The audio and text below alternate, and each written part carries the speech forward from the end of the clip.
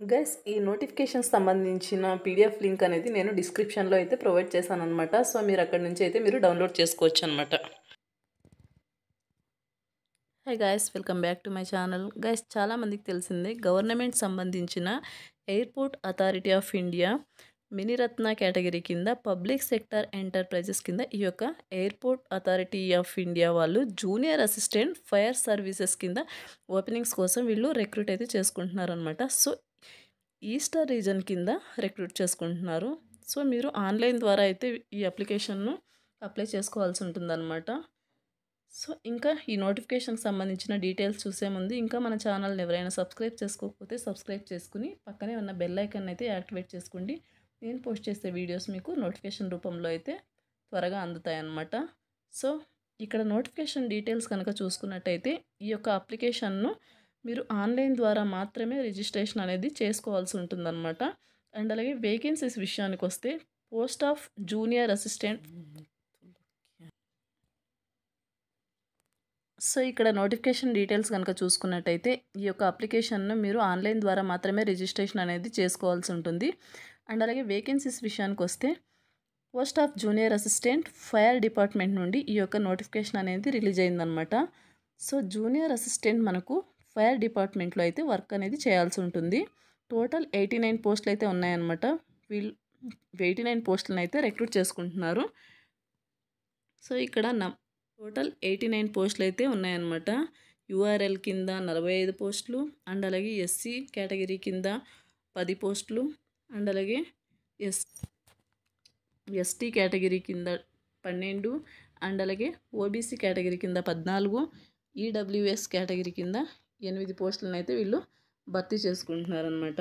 ఇక్కడ మనకు ఈ జాబ్ వచ్చిన తర్వాత మనకు పే స్కేల్ అనేది 31,000 to 92,000 వరకు మనకి శాలరీ అనేది మనకు ప్రొవైడ్ చేయడం అనేది జరుగుతుందనమాట.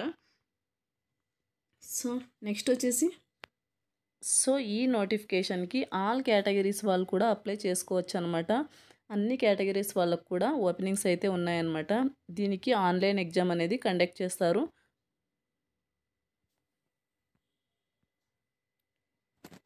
అండ్ అలాగే నెక్స్ట్ వచ్చేసి ఇంపార్టెంట్ డేట్స్ కనుక చూసుకున్నట్టయితే opening date for online registration వచ్చేసి 30 December 2024 అనమాట. అంటే ఈ మంత్ 30 అనమాట opening date.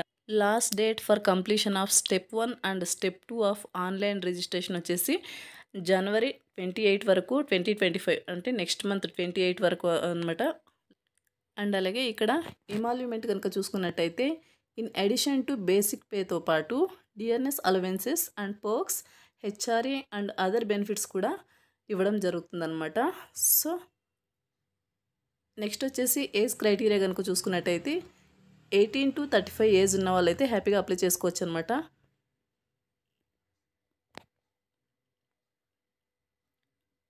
And next qualification కనుక చూసుకున్నట్టయితే క్వాలిఫికేషన్ వచ్చేసి 10th pass plus 3 years approved regular diploma in mechanical or automobile or fire డిపార్ట్మెంట్లో అయితే మనం ఎడ్యుకేట్ అయితే అయి ఉండాలన్నమాట.